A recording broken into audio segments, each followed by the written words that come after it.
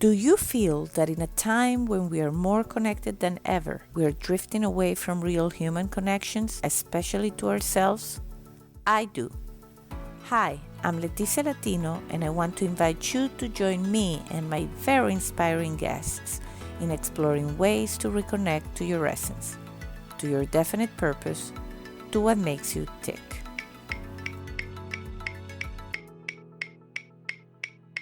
Are you ready?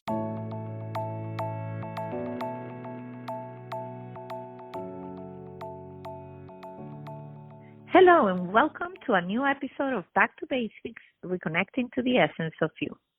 I want to welcome Louis Praeste today. He's an author, former corporate strategist, and chief of staff. He currently mentors and supports leaders in high stress, complex businesses, and serves as a special advisor to a national blockchain food security working group. His primary areas of advisement are energy, finance, security intelligence, management, and global economics. He was named number 8 in the world by LinkedIn in 2015 for management and culture, and is the author of Vague Apocalyptica, essays on capitalism, humanism, and democracy. He's also a poet, novelist, and visual arts. With that, I want to welcome you, Louis, to Back to Basics. How are you doing? I'm great. Thank you so much for having me on, Leticia. Thank you very much. Happy to be here. Well, we love, absolutely. I love to have intellectually motivating people. And when I discover your writings and I discover your work, I definitely became very intrigued. And so I'm very excited about having this conversation. And I think the audience is going to be equally excited after they hear you speak. So we normally start here at Back to Basics with asking our guests about their childhood and who you were as a child, and really that very special time in one's life where you had no expectations about what is going to be of your life, and what did interest you, what did you like to do, if you can share that with us. Sure. So I was the youngest of 4 kids in my own family, and then the youngest of 13 grandkids, and a fairly large Italian-American family system. My grandparents on both sides, with the exception of my paternal grandfather, came from Italy, probably in the late 1800s, early 1900s, when there was a great diaspora from Europe to America. So I grew up in in some ways, a very traditional family. I've often said that, with the exception of not speaking Italian, which stopped with the generation before my parents, or with their parents' generation, which was, in many ways disappointing because we didn't learn Italian. I learned Italian in college, actually, and we only heard smattering of it when I was a kid. But other than the language, we were raised in a very traditional household, no different than how you would have been raised in Naples or Sicily. We, went to church every week. We spent most of our time with our immediate family, cousins, and our grandparents on both sides. We visited them every weekend. And then the other element of it was a real strong influence from, I think, conservative America. My father and his brother and both of my uncles were United States Marines. So we grew up with, a combination of old world influence from Italy and then a real strong American influence.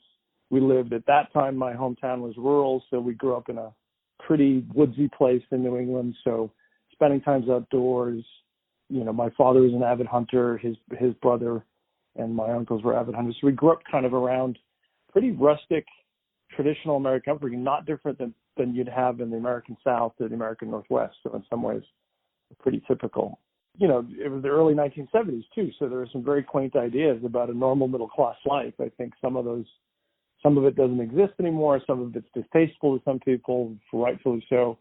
And then the last part of it is it wasn't all rosy. I grew up in a pretty rough family, and I spent a lot of time learning about myself after I became an adult. So that's a pretty good summary. Yeah. No, absolutely. And we could have a different show all about the difference of Italian upbringings of Italians that made it to the U.S. and of course at an earlier time. And of course, I'm first generation Italian, born and raised in Venezuela, and my parents were so committed to us learning Italian and us almost not feeling Venezuelan, which is very strange. I sometimes joke around that my dad would see me eating, I don't know, white rice and would say, "You're eating like a Venezuelan." And I'm like, "I'm Venezuelan."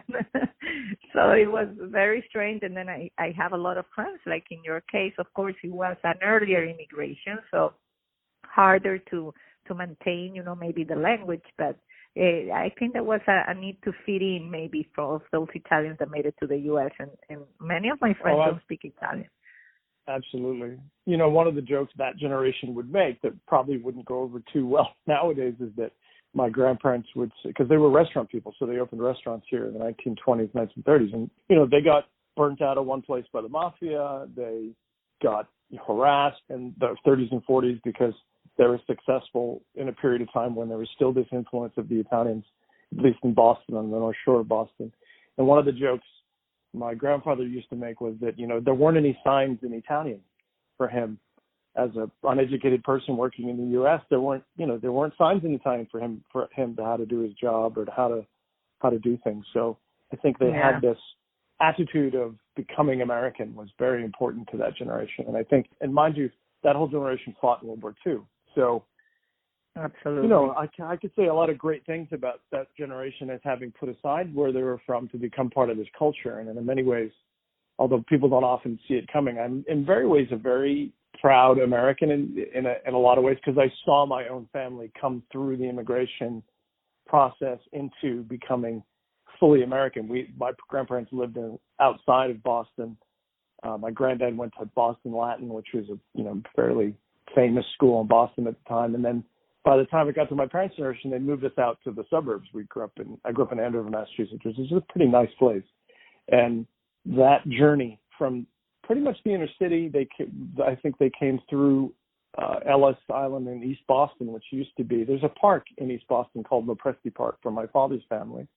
And they all came through those immigration centers in the city and made it out to the burbs, got college degrees, and in my father's case, an advanced degree. And I think seeing that from a very simple point of view informs my own outlook as both a child of American Italians, but also as an American, and having had a lot of respect for the process that people go through to become Americans and to be part of this culture. So I have a lot of respect for that to this day. Absolutely. No, that's a powerful heritage. Mm-hmm. And so you were obviously with this interesting heritage and background. Was there anything in particular that as a kid or as a child you remember interest you in particular, or you kind of discover your interest and your passions a little bit later on? I was a quiet kid. So to be a quiet kid in an Italian-American family is tough. I can imagine. And I was the youngest of, this huge clan of grandkids. And, you had to, we didn't have to fight for food by any means, but you had to fight for your place. And, I was a shy kid. To be honest, I was a bit of a stutterer. I was not the most self-assured person on the planet. I was a little awkward, even a little, shy at first. And where I lived wasn't that developed either at the time. So you could just walk right out the back door into an apple orchard and farther afield into an entire forest reserve called the Harold Parker State Forest. And, even though it's very much a suburb now and a developed one at that, and a fairly large one, I think. Well, I spent most of my childhood walking around in the forest. I'd be lying if I said I had the most interactive and supportive childhood, because my parents, I was the youngest, and I think by that time they might have been a little tired. And also my siblings are a little bit older, so I spent a lot of time alone, and that meant that I immediately developed a very vivid imagination. And I think I knew as early as about 6 that I wanted to be a writer. And I didn't really, who knows you don't know what that means at 6, but I knew that I wanted to tell stories. I had a really, a funny thing I was obsessed with. I was obsessed with the Jerry Lewis telethon. Remember the Jerry Lewis telethon for most of the district? Yes. I don't know why I was obsessed with this, but I had this strong inclination to help the less fortunate, help people that were physically disabled. I ended up doing that work when I was in high school. I ended up volunteering and working with physically disabled kids. And actually a big part of the hockey program I was part of was traveling to Canada to play. And part of that was which was an amazing experience, was we went to a school for kids that had physical disabilities, and we played hockey with them in wheelchairs on a basketball court. And I think it made a huge impression on us as little kids that there were people in this world that were less fortunate who didn't have the same physical capability. But we made a lot of friends that way. We did that several years in a row when I was a kid. I think the two presiding inclinations in my young adult years were that I was a voracious reader. I was very athletic, partially by influence because my father was a workhorse and put me into football and hockey and lacrosse.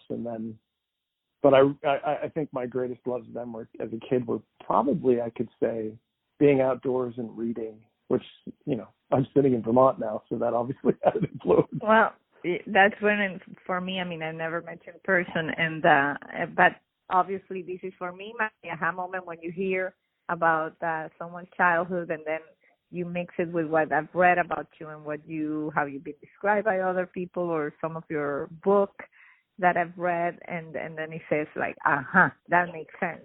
What you're describing, I saw a video that you have, I think, somewhere, and it says that you've always wanted to give people a voice. And so hearing how you're volunteering with people that are less fortunate and that whole story that you're telling me about Jerry Lewis, and it's like it really relates to that. That since very young age you were already doing that. Yeah, I'm an empathic person. That's hard a lot for men to kind of relate to because, in the U.S., men are going to be tough and men have got to be warriors, and men really aren't allowed so much to show their feelings. Men aren't allowed to be depressed. There's a bunch of great writing on this that I've been reading lately by a psychologist named Terrence Real. And I think in this generation, we're seeing that men are being allowed, I don't know if that's the word I want to use, but being encouraged to be more emotional and empathic. I was that way naturally as a kid, so I had a bit of a hard time. I have a very funny story. The opening of my novel, Capernaum, is taken right out of my childhood. My father's father was a barber, and he had all the gear. He had the unfoldable barber chair. He had the big barber's apron. He had the scissors and the clippers. And every summer, they would buzz all our heads. They would give us all buzz cuts. Well, of course, they're Marines, so, they would just chop off our hair. But every time they did, I would just cry, and my siblings would look at me like, why is he crying? And my grandfather would be like, he's just sensitive. He doesn't like to be looked at. So I was this awkward kid sometimes, but I had a giant heart that I really didn't know what to do with. And I can't say I knew what to do with it much into my adult life. I'm still really sensitive about a lot of stuff that probably goes right over people's heads. And I'm like, wait a minute, so. That empathy that you feel, it's showcased in your work. So I think it's definitely a powerful tool. So obviously you grew up and then you did pursue university degree, I believe, right? Yeah, I got my BA from. I have some stops and starts. I did my BA at Northeastern University here in Boston in philosophy and pre-medical studies. I was double. I got out in 2.5 years. I went right through my undergraduate degree full time and took about anywhere from 6 to even 7 courses a semester to get through. I just wanted to get it done. And at that time, I wanted to be a physician. Then I went to the University of London and started my master's, what's called an MPhil, which is a master's in philosophy and critical theory and cultural criticism, which is a very interesting degree. And then I went further on to law school in my late 20s. I left law school to move to the West Coast. I started my MFA, my MFT, and I actually started my doctoral work at the University of Edinburgh just last year in ethics, mind, and epistemology. So I don't know. It's a placement in my horoscope. Somebody said to me once, but I'm constantly seeking education. I don't know if it will turn out that I'll formally get my PhD or even finish my law degree, but who knows? There's plenty of time. Well, for reading some of your stuff, I don't think you need a PhD because it's already already quite great, and but you can tell you right from a very different source, like some of us are inspirational and day to day, but you can tell you have the goods behind the philosophy and that deep understanding of something else. Yeah. That at least to me is very, very appealing. So I understand, and I want to get into your book because it's great, and definitely we will have the links on the show notes for everybody to check it out. Please. But but I know you did have your brush, obviously, with the corporate world, and you went into a traditional form of living, so to speak. And I'm very curious to hear about that. I always tell people when I get this question or a version of this question that I got out of college, and this is another funny story. I got out of college, and it was very traditional for my family to throw a graduation party, and everybody, all your relatives would come and friends would come. And when I got out of Northeastern and back from London, because I went right out of my degree into my master's, I came home and they had this party for me, and I announced. I mean, you gotta imagine the arrogance of a 25-year-old kid, because that's the kind of arrogance that would say this. I said, I just want to tell everybody I'm not going to work. I'm going to be a writer. Oh, wow. and the table just went, this is about, 20 of my relatives, and it just went dead quiet. And my uncle Philip, who's gone now, God rest, he said, in a very, very, this very working class voice he had, he said, no offense, but I went through the New York Times this morning and I was looking for philosopher for hire, and there were no job postings. There was a real sense of humor in my family of what I was going to do. I think probably concern. I spent the next couple of years traveling. I went to, I hitchhiked all over the U.S. I went and took part in a lot of, I went to spiritual ashrams. I went to learn yoga. I went to work with Peruvian shamans. I ended up in India. I lived in Greece for a period of time with my girlfriend then, and was just writing. I tried my first novel, and it nearly killed me. And then eventually I don't suggest writing a novel when you're 28, because A, you probably don't have a lot to say unless you've had a very interesting life, and B, it's just too hard. I mean, I didn't write another novel for 20 years almost. So, wow. Starting in about 2003, I started law school. We left to come to the West Coast. Then my partner and she and I decided, well, let's move to the West Coast and I'll finish my law degree in Los Angeles. And when I got to Los Angeles, we had bills to pay and a house to support, and I ended up working in the restaurant business, and I ended up waiting tables and cooking and trying to make ends meet, as people often do. And my law degree kind of just fell by the wayside. And that's something I regret to this day. I think that was a mistake I made. At that point, my relationship ended amicably. And I set out at that point to do whatever I needed to do. And I remember looking on Craigslist and saying, I'm going to take the first job offered to me, no matter what it is. And I ended up doing investor relations for a over-the-counter stock market stockbroker. He represented and sold over-the-counter pink sheet stocks, just like the Wolf of Wall Street. Same idea. Big office, bunch of phones. He was not like that character. He was a very different guy. But just like that, big banks of phones and, a whole list of people to call to sell the issues to. And then what happened was, sorry about the dog. So then after that, I got into advertising and ended up looking at how to do marketing and bring technology into the marketing practice. And so this is early 2004. So Facebook gets founded. I get sucked into how to bring social media into advertising. And I ended up working for about 10 years in that. And by the time that was 2003, 2004. By 2007, I was senior vice president at Rap Collins in LA. So my career went berserko from somebody with no experience in advertising to senior vice president in 4 years when I was 37. Pretty amazing trajectory. After that, I kind of, I had a reputation for being outspoken. I had a reputation for being very fast, being very nimble about how I did marketing. The environment that marketers existed in them on the consumer side was changing.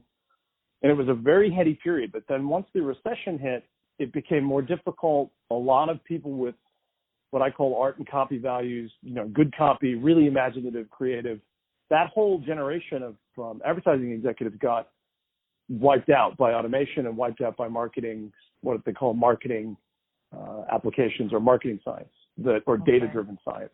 So at that point, I started to work on an idea for making analysis of the global economy from a perspective of different benchmarks in the market. So I took marketing data insight and I took my earlier experience as a stock advisor and combined them and created a startup.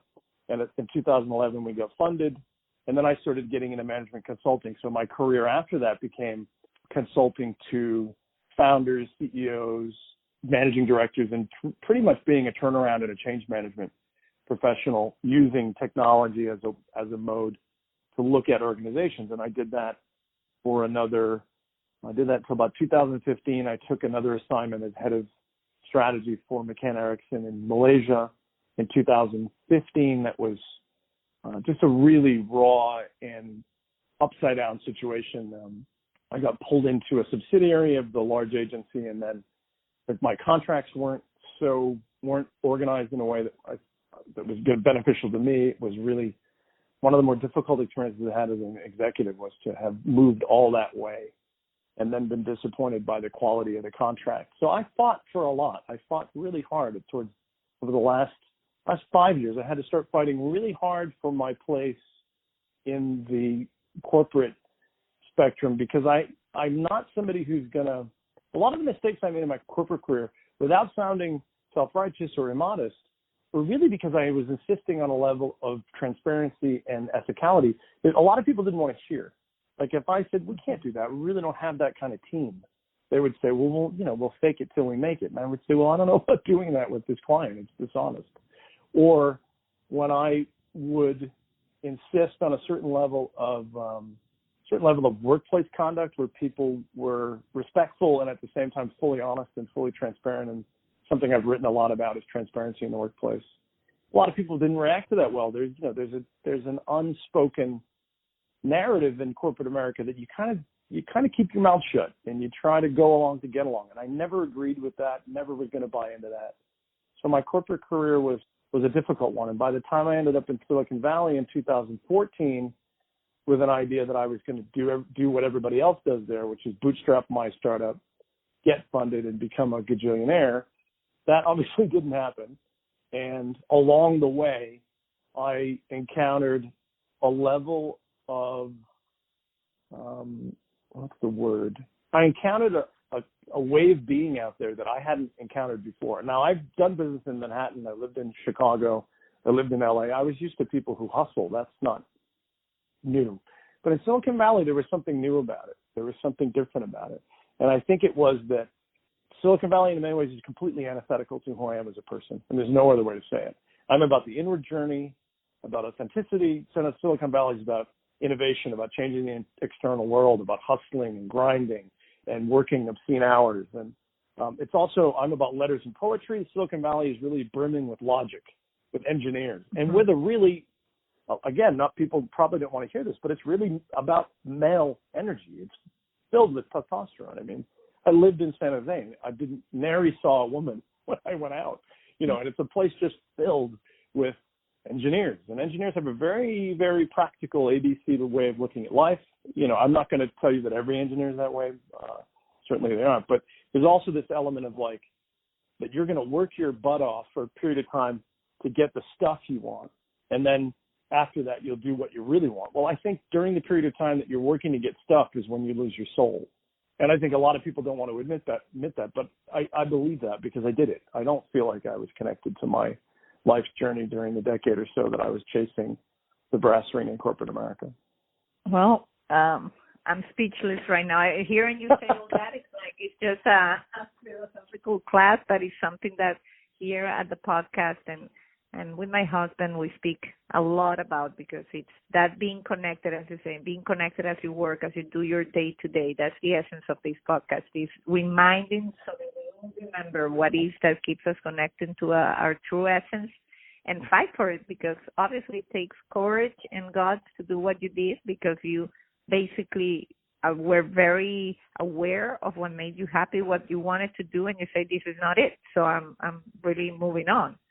In a previous conversation that we had, you mentioned something, in terms of how you measure success and people's perception of success. And I think that's the biggest fight we all have is we know we're being kind of measured by society, by our neighbors, by our family. And any distraction or digression from that, we know we're going to be judged.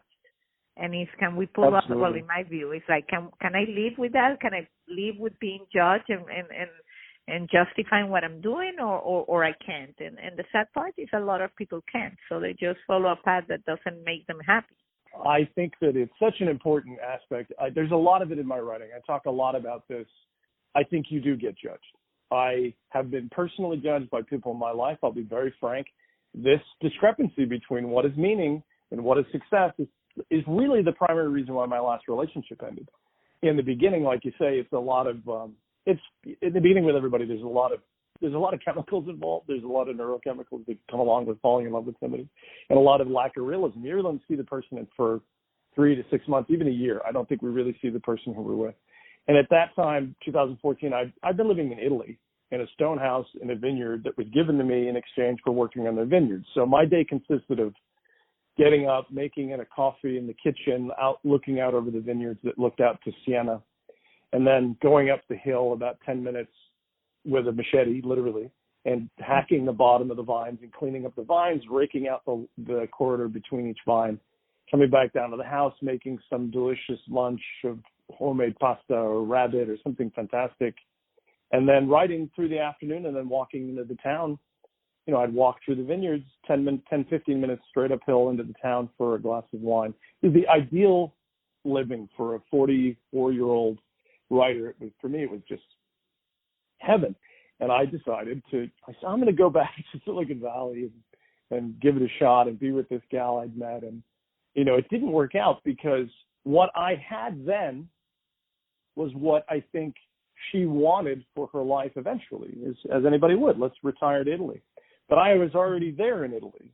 I was already had it. I didn't need more than what I had. But I thought, okay, yeah, I'll go back and I'll make buckets of money and then I'll come back to this. And what happened was that I couldn't change the part of me that got me to Italy to begin with. And I could never relate to the part of that person who was really about having a competitive and powerful place in life, about luxury travel and about nice clothing. I like all those things, but they're not motivational for me. What's motivational for me is asking myself, am I making meaning in the world? Because the world seems more and more meaningless the older I get. And I won't lie to you, I do feel that way. I think there's a lot of challenges to having a meaningful existence, creating meaningful relationship, and being in a role of having impact with others that is true and authentic. There's real challenges to that now for many different reasons. And that wasn't ever going to come out of me because I moved to Mountain View. Okay. It was going to be, in fact, my effort to bury that part of myself was disastrous. And I have to take responsibility for that. I wasn't being true to myself, regardless of another person, regardless of who we're in relationship with, regardless of what our friends tell us or what our company tells us or what the newspaper tells us. If we're not true to ourselves at a very deep level, it's not easy, and say, I don't want to live here. I want to live in the back. I want to live in the woods of Vermont and figure out a life there. And that's what I'm doing. But it took me 4 years to get here. And I went back. I left and went to London to be chief of staff for a private equity firm. Could have easily stayed and gone to Scotland, could have gone over to Italy or France. I went back. I went back to Silicon Valley to give it another shot, because part of me thought that showing devotion to a person and showing devotion in a way that says, I'll do whatever it takes, including skipping over the part of myself that didn't want to be there. Now, that's disastrous. I think you referred to the questions you sent me. Did you have an experience that was devastating or traumatizing that you got lost? And I'd say that, yeah, I definitely did. And that's what happened. That is interesting. You made me remember, as a little side story and funny story for myself, I once, when I was dating and trying to find, the perfect guy, I wrote a list of my ideal guy. And so I found it of what I wrote on the list. It was perfect. And it's the worst relationship I've had. I cried the night I kissed him for the first time, because I kissed a guy and it was perfect. It was exactly what I wrote, but I didn't realize that it's not just about the labels or the quality, if there's something else. And that night I felt like I was betraying myself, because on one end it was like, okay, this is what it's supposed to be, and everything seems in place, but I was betraying myself in what I was feeling. And it was one of the worst experiences I've had. Not the case, but just that feeling of, wow, I betrayed myself, my own heart, just to go through the motion and try to find the perfect catch. So I don't know, when you said that, I can totally relate to what you just said. We're prone to do this. I call it comparison porn, because if you go onto Instagram or you go onto Facebook, everybody seems to be leading an incredible lifestyle. You know, somebody's got a picture of a Ferrari parked with the door open, and somebody else has a picture of the champagne tasting they went on, and somebody else has pictures of the perfect body they got from doing yoga 65 hours a week. Social media does this. It props up a lot of false imagery, and people worship a false image of life, when life really is about, you know, what I call 4 o'clock in the morning courage. So you got to get up because your kid threw up, or you've got to get up, or your parent is dying. My mother's in hospice, who's terminally ill. That's an incredibly raw experience to have with a parent, you know, or my father's going blind and deaf. It's difficult to watch people age. If you go into San Francisco, people think, oh my gosh, San Francisco, the hub of innovation. People don't realize that homelessness there is endemic. It's every street corner. The smell of urine is through the roof. The city smells because there's so many people living in the street. And I think people don't want to admit yet that you know, life is really not about the snapshots we want everybody to think it's about. Life is really about much deeper and sometimes painful experiences. And when we have an idealism of what life should be like, it often fails. I went back to Silicon Valley. I was here in Vermont actually finishing Vegapocalyptic. I finished that in this very house. And then I went back to work for the schoolfund.org. They give direct grants to kids that are gifted in India and in Africa. I ran the organization for about a year. And when I went back, as a gesture to my partner at the time, I got the apartment, I got the car, I put down roots and, going to give it my all. To your point about having had a list of what your perfect partner looked like, my list for what a perfect life looked like, or what devotion to another person or showing commitment looked like, included all those things. And, I found myself 2 years later broken, and utterly disgusted with the place.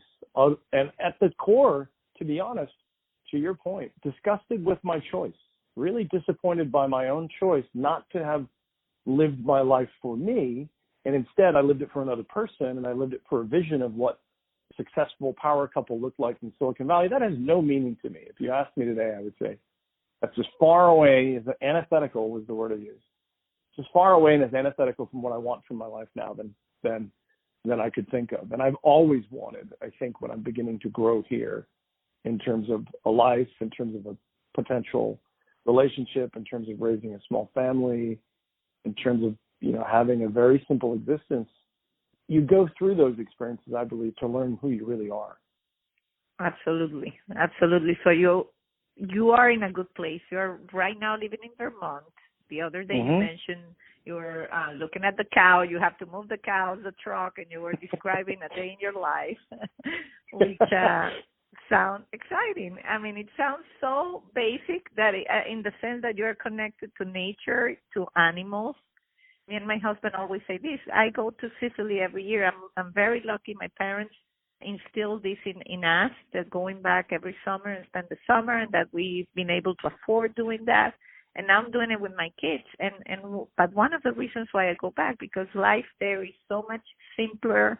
And we always say, even my husband, he's Dutch, but he says life here seems more true, more real in terms of what people do, how people connect with each other, where you take a long lunch or dinner, well, all those good things that Italians are known for. But they do that in their day-to-day. It's not like they do that only on vacation.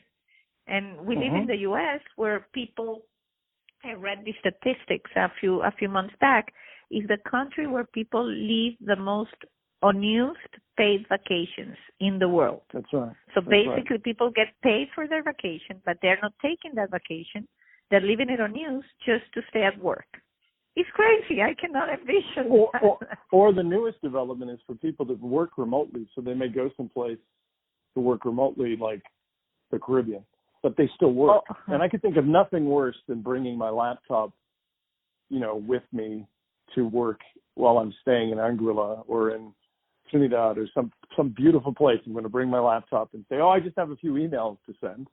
I mean, you know what it really is, which you should pace is, I lived in Italy. I've lived in Europe. I love the pace. I walked 20 minutes to get to town to get a Wi-Fi signal. People go like, you didn't have Wi-Fi? How did you live? I said very well. In fact, I wasn't distracted. And the other thing is, when I get out of Silicon Valley, I lived right in the heart of it. I lived in San Jose and spent plenty of time up in the city. When I get out of there, I realized, my God, that's a different country. That whole zip code from the bottom of San Jose probably all the way up into Marin, about 40 miles. That's a whole different country. I'm not saying everybody there is living the life of, not everybody there's a Philistine who's just living an untapped life. There's plenty of good things about that place. There's plenty of beautiful places to go. But by and large, people are obsessed there with success and obsessed with innovation and obsessed with technology. And when I got to Chicago, I was in O'Hare, there's this massive airport, and there were people everywhere, and there were people next to me talking about a deal, and another person over here trying to push his way into the table. You're done with that, sir? Can we have your table? And I couldn't, I'm not a person who likes density. I don't like urban areas. I'm not a city person. And it was hard for me. And when I finally got to Vermont, first thing I did was sigh. Second thing I did was sleep for about 14 hours. And, and for me, this entire house, it's actually a retreat property.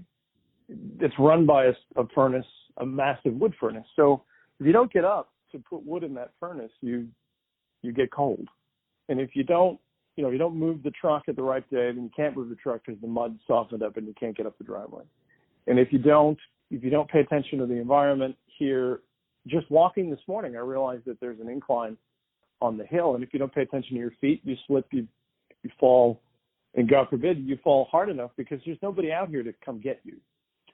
It'd take them a while it would take them a while to get here. You got to be careful. You're going to watch yourself. And I like that. I was an alpinist and an outdoorsman in my 20s, and I really always dreamt of living in the mountains. So being back up here is a dream come true.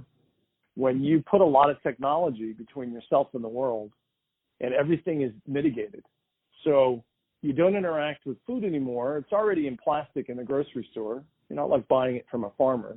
And your meat isn't from a local butcher. Here, those things are real. The meat is there's a place right down the street. I get the eggs, I get lamb, I can get pork, and I can get beef.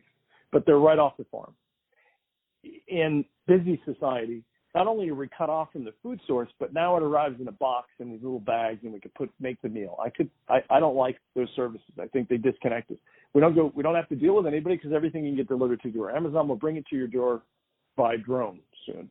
When you're in a tech company surrounded by an echo chamber of people that are doing the raw go team startup thing with their matching T-shirts and matching jackets with the logo of the company, you're not there to be an individual. You're there to be one of the sheep. God forbid you have an individual voice because you're not going to last long. And plus, again, the engineering community is not exactly the most rebellious, creative group of people. They're engineers. They're very much about order, discipline, get to the next step.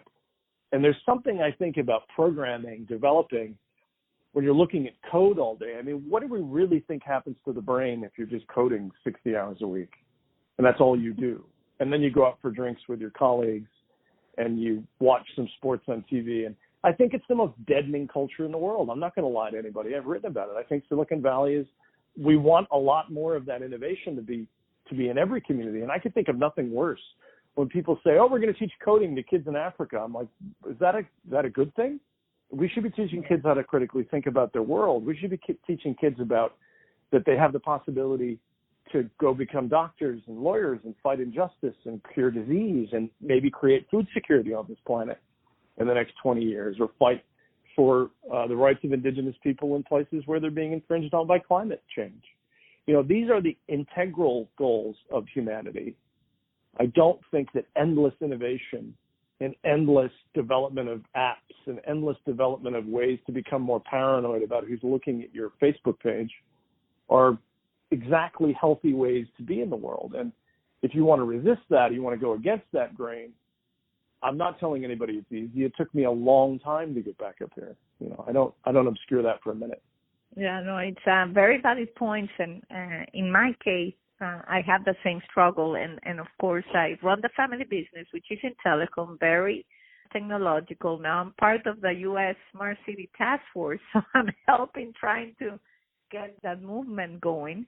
But yet I have the the need to stay connected, and that's why early January I launched this movement, so to speak, hashtag Time to Reconnect. And it's about I work very hard, and I'm committed, and I'm passionate about my work, and I'm excited about smart cities and technologies and all that great stuff, but I don't want to lose my awareness that I don't want my work to completely shade my family life. I don't want to be looking at emails when it's time for my family. I want it to be time for my family. I don't want to be worried about the emails I have to read. And you can make that decision not to read the email, but the fact that there's an expectation that you should bothers me. That's my own internal fight is with that. It's like, okay, I'm not doing it. I'm choosing not to do it. It's my family time. But the fact that I know out there someone is thinking, whoa, they start calling you, right? Because they wrote you an email 5 hours ago and you haven't responded.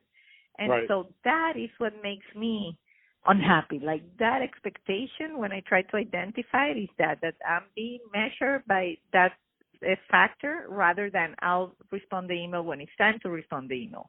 And so that's been my own personal journey on, okay, what can I do? Well, this podcast is one of those things, putting it out there and discovering people like yourself that I discovered through the podcast. And I really enjoy everything you have to say in your book. And definitely you have a new fan in me. And then trying to share that with other people so that, yeah, you can work hard, but we all have to come. I mean, in some of the European countries like France, it's already legal to write your employees outside work hours, which I think is fantastic. I think we all should do that. Yeah, you write to your employees and write offline if you want to work. No one is telling you you cannot work at night. If that's what you want to do, great. But you're going to send the email in work hours. And so nobody's going to get bombarded. And when you get to the office at 9 a.m., you're not going to be afraid to open your email, which now has 100 new emails, when you were up to date when you left the office yesterday. Right. And so I think that's a struggle that a lot of us have. Great point. But it's very refreshing to also have people like yourself that really committed to bringing that, as you say, the integral goals of humanity more on the ethics side. It's just like, it's such at a broad level, this conversation, that it's like, how do you tackle it one person at a time? Well, that's the question. I think that's what I'm trying to do, or what I've decided to do now at this point in my career is, and again, it's something I grew into. I had an idea that this might be a direction I would go into, but I didn't necessarily understand it. So now my approach is I do private cooking lessons. So I put people in a room and I say, you're not going to be able to take any pictures of the food. I say, why not? I said, because you're not going to be able to use your phone for the next 2 hours. You're going to be here and you're going to make dough. Baking is one of the most sensual and beautiful things you can do. We're going to get our hands into a bunch of dough and we're going to make baguettes, which is, a fresh baguette is like, basically, I think one of the greetings they have for you in heaven, when you get to heaven, they give you a glass of champagne and a baguette and butter because it's that good. Even God knows how good baguettes are when they come out of the oven. So teaching people to bake French baguettes is a fantastic way to get people into their bodies.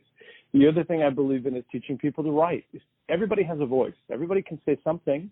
You don't have to sound like Pavarotti to sing. You don't have to sound like Hemingway to write. You can just write your voice, whatever that sounds like. So that's the other thing. I spend more time in my advisory practice. I'm not really a life coach. I don't want to be a life coach. I'm more of a advisor. So people, if they're comfortable, share with me where they are in their business. I strategize with them about how to make it more efficient so they have more time. And then we talk a little bit about, like, what else are you doing in your life to ensure that you remain human and that you remain connected to something bigger than your career goals. And some people are resistant to that. Some people will tell you to your face, being obsessed with work is a good thing. I don't believe that. And I'm not going to pretend that I believe that. I believe that having varied interests, getting outdoors, getting away from the city even as much as you can, living in rural places is a very healthy thing to do.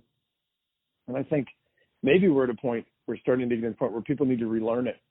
I think it's often funny to see these posts of people need to relearn basic skills like how to connect. I've had people come way out here, which is, we're pretty remote, and they get out here and I can tell they're panicking a little bit. They're thinking, does the Wi-Fi work? Are you sure? I'm like, yeah, it works, just not only in the house.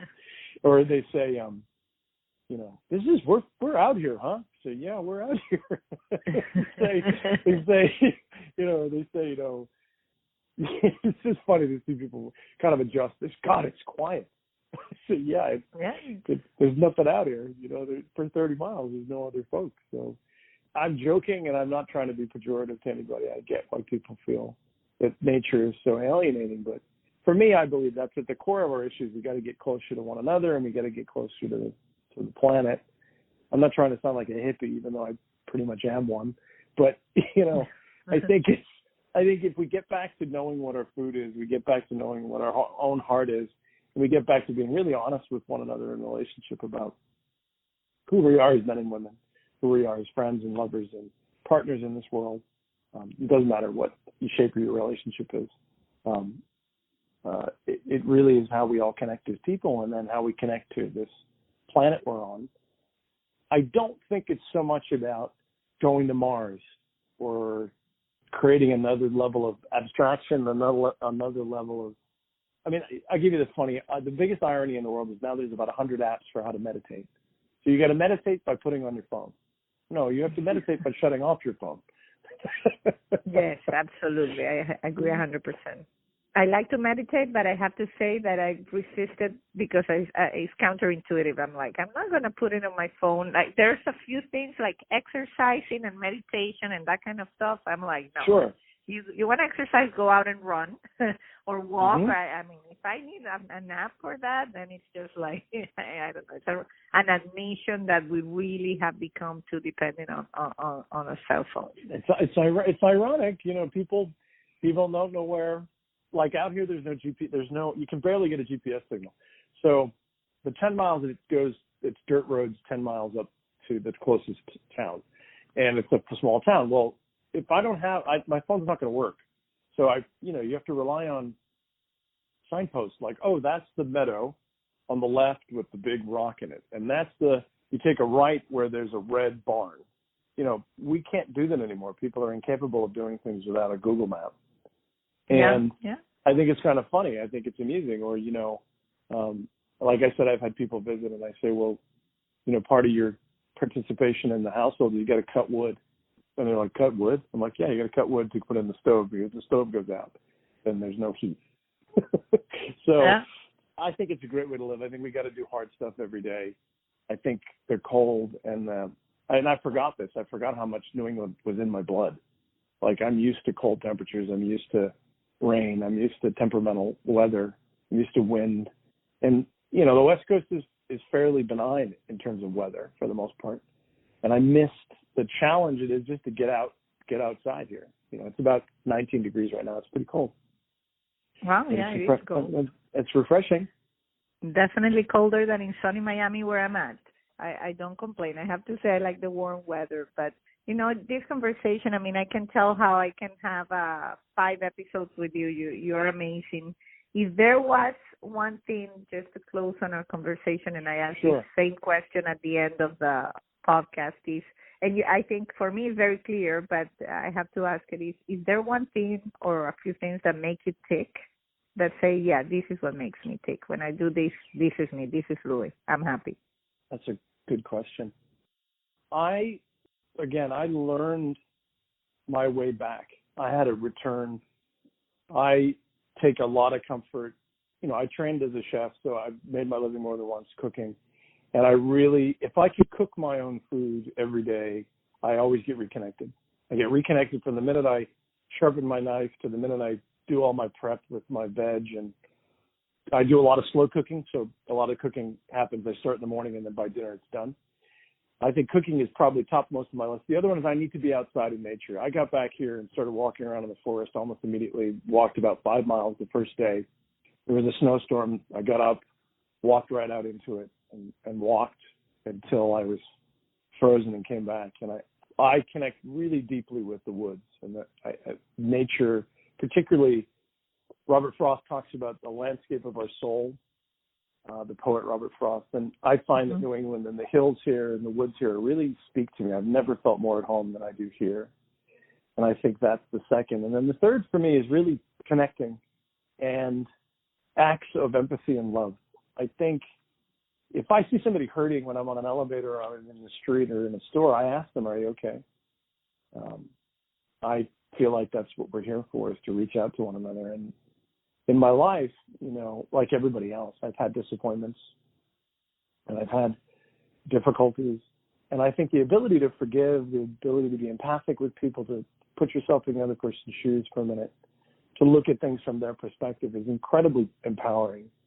And, if I'm successful on this planet, I'm managing to, eat well, to have good experiences that are connected to this planet, and then also to love, to love others and be part of a community as small as myself and my partner and my family, or as big as my community, or hopefully my country and the world I live on. And I think there's a funny story about a rabbi comes from Spain. He ends up living in Sicily, and his name's Abraham Abulafia.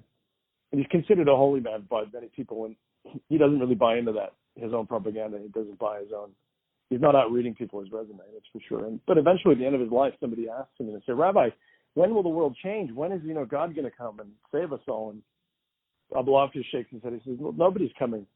There's no savior. There's nobody coming to save us. And he says, well, what do you mean? He says, when you look at your neighbor and see that you can be saved in your relationship with them, is when the world will change, is when we see one another as neighbors. And I think, for me, that last level of connecting is pretty much everything. Because I think we need it. We need more neighborly attitudes towards one another right now. Right now more than ever. Totally agree. It takes you go out driving on any street, and you will know what neighborly love is. Exactly. We can hope. I think you're definitely contributing in a great way by sharing your thoughts and, as you say, voicing out these opinions and writing the books you're writing and putting it out there, because it's really refreshing and encouraging for people like me and hopefully our listeners to find out that there's people like you out there that are doing the extra work to bring awareness, which is not an easy thing, and of saying the things that are not usually the most popular things to say, but that create that prompt to explore oneself and look inside and see, what do I think about this, or how do I feel about this particular thing. So I thank you for that, and I thank you for being part of the podcast, and I will be sharing all your information, your book, with everybody on our show notes. Thank you so much, Louis. I wish you all the best. I'm really happy to have had this time with you. Thank you so much for thinking of me and giving me an opportunity to share my thoughts with you, and we're a lot of fun. It was a great conversation, so thank you very much. And again, I think we're all here on the same planet for a little while. I think we've just got to be a little bit more brave about connecting, and this conversation itself is a great connection. So it's not like it's impossible. You just have to be honest and brave. So thank you. Thank you, Louis. Thank you so much, and until the next time.